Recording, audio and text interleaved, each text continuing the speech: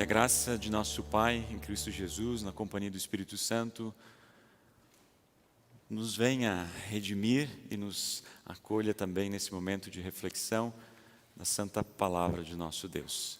Amém. Eu quero que vocês imaginem algo comigo nesta manhã.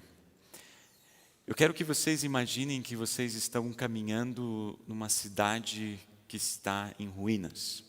Eu não sei se vocês já tiveram essa experiência antes, se vocês já vivenciaram algo parecido de andar ou estarem perto ou em um lugar onde está uma pura destruição.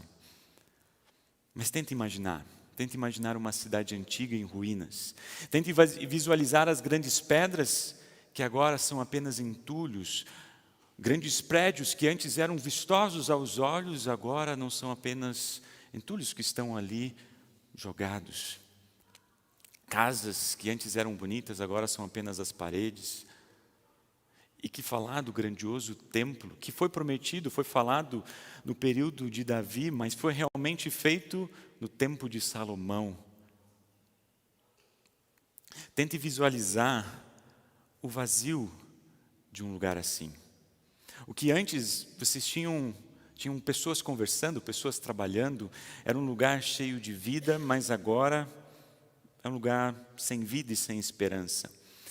Tentem imaginar o silêncio de um lugar assim, onde não tem crianças brincando, onde não tem pessoas conversando, apenas o barulho do vento rolando pelas pedras. Tentem imaginar o cheiro de um lugar assim. Tente imaginar quantos jovens enterraram os seus sonhos num lugar assim. Tente imaginar. O que eu estou fazendo vocês tentarem imaginar não é algo que aconteceu há pouco tempo, mas há muito tempo atrás. Há pelo menos 500 anos antes de Jesus vir ao mundo. 500 anos antes de Cristo. Numa cidade que talvez vocês já ouviram falar, na cidade de Jerusalém, que está descrita e narrada no Antigo Testamento. Talvez vocês não conheçam tanto a história do Antigo Testamento, a história da cidade de Jerusalém, mas tudo bem. Mas tente imaginar esse período de grande angústia, e grande sofrimento, de grandes situações que aconteceram quando o reino babilônico foi lá e trouxe como cativo todo o povo de Deus, todo o povo de Jerusalém, e tirou da sua cidade e destruiu tudo aquilo que estava à sua frente. A Babilônia era conhecida como um reino que onde passava destruía tudo pelo caminho. E no meio do caminho da Babilônia, do rei Nabucodonosor, estava Jerusalém. Diz o Salmo 137 que tudo foi destruído. A muralha, a cidade, o templo. O domínio babilônico durou por 70 anos. E a gente sabe pela história que nenhum império dura para sempre. Quem assumiu o lugar deles foram os persas, governado por Ciro. E junto com isso, trouxe todos os povos que haviam sido conquistados, e é nesse período que o povo de Israel é libertado com a possibilidade de poder retornar para as suas casas. Agora tente imaginar como é que eles encontraram, 70 anos depois, a cidade de Jerusalém totalmente destruída. Tentando juntar os cacos de uma cidade totalmente abandonada. Mas isso não aconteceu por acaso. Na verdade, o profeta Isaías, 100 anos antes de tudo isso acontecer, ele já havia dito, muito tempo antes de Ciro ter nascido, olha só o que o Senhor Deus diz por meio do profeta Isaías: sou eu quem diz a Ciro, você governará em meu nome e fará o que eu quero. Você ordenará que Jerusalém seja reconstruída e que sejam postos os alicerces do novo templo. Impressionante. Impressionante como é Deus quem os libertou para que eles pudessem retornar para a sua cidade e reconstruir o templo. Por isso o Salmo 118, que hoje nós lemos e cantamos, ele fala muito sobre isso. Muitos estudiosos, eles comentam que é esse o contexto que esse Salmo ele é cantado e é louvado. Por isso que a gente normalmente tem esse salmo, e como outros, como salmos de gratidão. O primeiro e o último versículo, eles refletem sobre isso. Deem graças a Deus o Senhor, deem graças a Deus o Senhor, porque Ele é bom e porque o seu amor dura para sempre. É uma canção de agradecimento pela vitória que Deus deu, porque foi Deus quem libertou da escravidão. Deus nos deu a alegria de poderem voltar para casa e louvar o santo Deus no templo que há tanto tempo eles não estavam, não tinham mais a possibilidade de estar. Seria muito interessante a gente poder olhar versículo por versículo desse salmo, mas hoje a gente escolheu trabalhar só a segunda parte do salmo, a parte que nós lemos e cantamos. Na primeira parte a gente vai perceber justamente esse momento quando eles chegam nessa cidade destruída. Havia vários povos ao redor tentando impedir com que eles fizessem essa reconstrução, e o salmista vai dizer: foi Deus que os ajudou, foi Deus que cuidou, foi Deus que protegeu.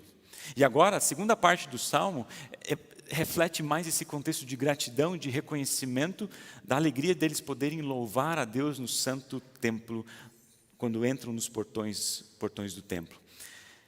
E olha só, né, o que a gente tem. Tenta imaginar esse contexto quando vocês ouvem os versículos 19 até o 21. Abram os portões do templo para mim, e eu entrarei e louvarei o Senhor. Este é o portão do Senhor, somente os que lhe obedecem podem entrar por ele. Ó Deus, eu te louvo porque me escutaste e me deste a vitória. Vocês conseguem imaginar não somente a alegria, mas também a oportunidade deles poderem entrar em Jerusalém depois de alguns nunca conheceram Jerusalém, porque nasceram no exílio, mas ouviram dos seus pais, dos seus avós, da cidade santa onde Deus habita. Imaginem eles essa expectativa de poderem entrar em Jerusalém e no santo templo do Senhor. A gente tem uma ideia quando a gente lê Daniel, por exemplo. Daniel foi um dos livros que conta a história dos 70 anos do exílio da Babilônia. E Daniel foi um dos jovens que acabou não retornando, mas todos os dias, como diz ali no capítulo 6, Daniel abria sua janela, olhava em direção a Jerusalém e orava a Deus. Imagina essa expectativa de todo o povo de Deus de poder retornar para a sua cidade, para o templo. E isso é interessante que no versículo 21, Deus ele escuta essas orações, desse povo que clama no lugar onde eles são vistos como escravos. O Deus escutou esse pedido e nos deu a vitória. Então o salmista ele continua dizendo, a partir do versículo 22, a pedra que os construtores rejeitaram veio a ser a mais importante de todas. Isso foi feito pelo Senhor e é uma coisa maravilhosa. Este é o dia do Senhor Deus, esse é o dia da vitória de Deus, o Senhor, que seja para nós um dia de felicidade e alegria. Salva-nos, ó Senhor, salva-nos, dá-nos prosperidade, ó Deus. Então vem um versículo que é bem conhecido de todos nós. A pedra que os construtores rejeitaram veio a ser a mais importante de todas. Se a gente olhar no contexto do Salmo, esse versículo, a pedra aqui se refere a Jerusalém, a cidade, ao povo de Deus. E quem são os construtores? São os povos, as outras nações, as grandes nações que rejeitaram Israel e Jerusalém como uma nação sem importância, como uma nação, na perspectiva daquele tempo, inútil. Isso aconteceu com os persas, com os babilônicos, também quando eles estavam como escravos no Egito. Mas não era assim que Deus via esse povo, não como alguém inútil ou sem valor. Até porque quando Deus chama Abraão, talvez vocês vão se lembrar disso, quando Deus chama Abraão lá em Gênesis, a primeira coisa que Deus fala para Abraão é: por meio de você e dos seus descendentes, vocês irão abençoar todos os povos do mundo, não só entre eles, entre a nação de Israel, mas diante de todos os povos do mundo. Eles seriam a bênção para todos os povos do mundo. Eles seriam chamados para serem testemunhas vivas da presença de Deus diante de todos os outros povos. Então, justamente Jerusalém, Israel, era para ser a pedra para falar e testemunhar das obras de Deus. Seria por meio dessa nação pequena, rejeitada que Deus colocou a pedra mais importante. E se a gente ler o Antigo Testamento nessa perspectiva, a gente vai se surpreender que todo o Antigo Testamento fala dessa verdade, de Jesus, do Messias, da pedra principal. Todo o Antigo Testamento, o único propósito é falar do Messias e da pedra principal. 500 anos depois, Jesus e os discípulos estão novamente na frente do portão de Jerusalém, novamente diante dos portões do templo. Mas agora, Jerusalém não estava mais destruída, havia sido reconstruída ao longo dos últimos 400 anos. Também o templo foi totalmente reconstruído e estava um templo vistoso e bonito. Agora Jesus está entrando novamente junto com seus discípulos na Semana Santa. No domingo de Ramos, mas naquele contexto era a semana da Páscoa. E ali, cumprindo a profecia de Zacarias, o Messias entraria em Jerusalém sentado num jumentinho, e as pessoas estariam com ramos nas mãos, louvando, colocando as suas capas e deixando com que o rei passasse e entrasse na cidade de Jerusalém. Mas o que me chama a atenção é que o Salmo 118, ele ecoa tanto nessa entrada de Jesus em Jerusalém, da mesma forma como ecoa a entrada daquele povo que estava como escravo de volta a Jerusalém. E o que eles cantam quando colocam as capas e os ramos? Hosana ao filho de Davi, que Deus abençoe aquele que vem em nome de Deus o Senhor. Hosana a Deus nas alturas do céu. Ao entrar então, na cidade, imaginem toda aquela comunidade, toda aquela multidão, indo atrás de Jesus, cantando que Deus abençoe aquele que vem em nome do Senhor. E Jesus entra então no templo, quando ele percebe que a igreja, o templo, havia se transformado mais num mercado do que numa casa de oração. No outro dia, ele ensinando o povo, e as palavras do Salmo ecoando, com toda aquela multidão cantando para o rei, para Jesus, para o Messias. E Jesus conta uma parábola justamente para os fariseus e líderes judeus que questionaram Jesus por que ele estava fazendo aquilo. E talvez vocês vão se lembrar da parábola dos lavradores maus, lá no finalzinho do capítulo 21 de Mateus. Vocês se lembram dessa parábola? A parábola dos lavradores maus, na verdade, Jesus conta dizendo assim, havia um agricultor que preparou uma plantação de uvas, cuidou dela, deixou para alguns lavradores, para alguns empregados, e saiu para viajar. Quando chegou o tempo da colheita, ele mandou alguns dos seus empregados para receber a colheita. Mas quando os lavradores maus, eles perceberam que o dono havia mandado empregados, maltrataram aqueles empregados do dono e mandaram embora. O dono, ouvindo e sabendo disso, mandou mais empregados. Quando eles chegaram, aqueles lavradores maus fizeram a mesma coisa. Então o dono falou assim, deixa eu fazer diferente, eu vou mandar o meu filho, e assim eles vão respeitar. Quando os lavradores maus perceberam que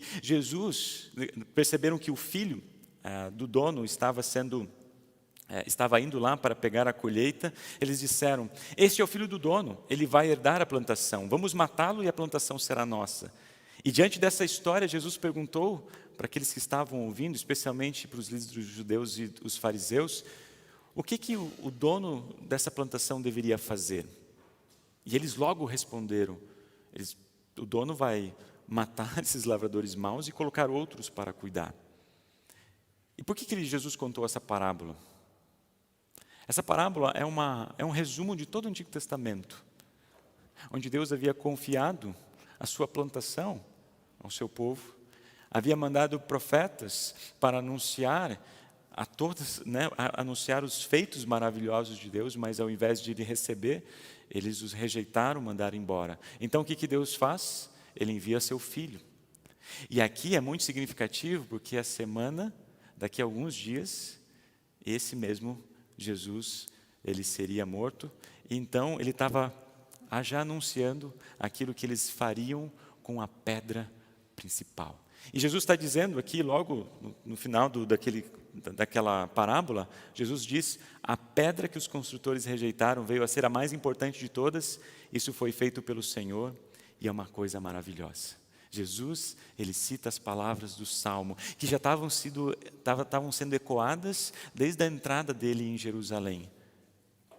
E Jesus está dizendo, eu sou a pedra principal, que vocês estão rejeitando. Assim como as outras nações, no tempo do Antigo Testamento, rejeitaram o povo de Israel, vocês estão rejeitando o próprio Jesus, estão me rejeitando.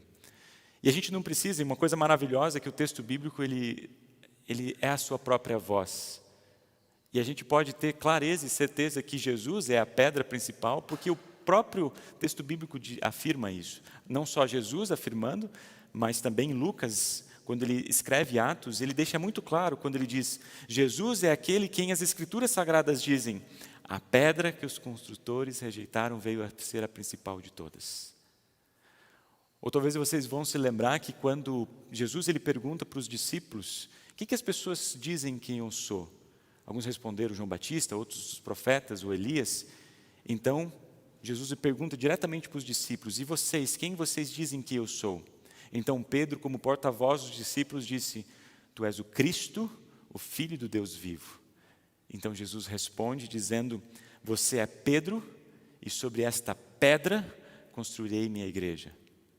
Jesus não está dizendo sobre Pedro que a igreja vai ser construída, mas Jesus está dizendo sobre a confissão que Pedro fez, que Cristo é o Messias, o Filho do Deus vivo. Isso é tão verdade que o próprio Pedro, algum tempo depois, vai dizer na sua carta, cheguem perto dele, a pedra viva que os seres humanos rejeitaram como inútil, mas que Deus escolheu para ser de grande valor. O apóstolo Paulo diz lá em Colossenses que todas as coisas foram feitas no céu, na terra, as coisas que se vê, as coisas que não se vê por causa dele, por causa de Cristo.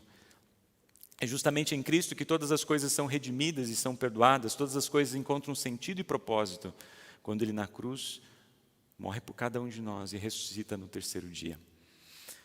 Talvez para o mundo que nós vivemos, a pedra principal continue ainda sem valor, ou não seja valorizada, ou não seja colocada no centro das nossas vidas e no centro da nossa vida cristã, da igreja cristã.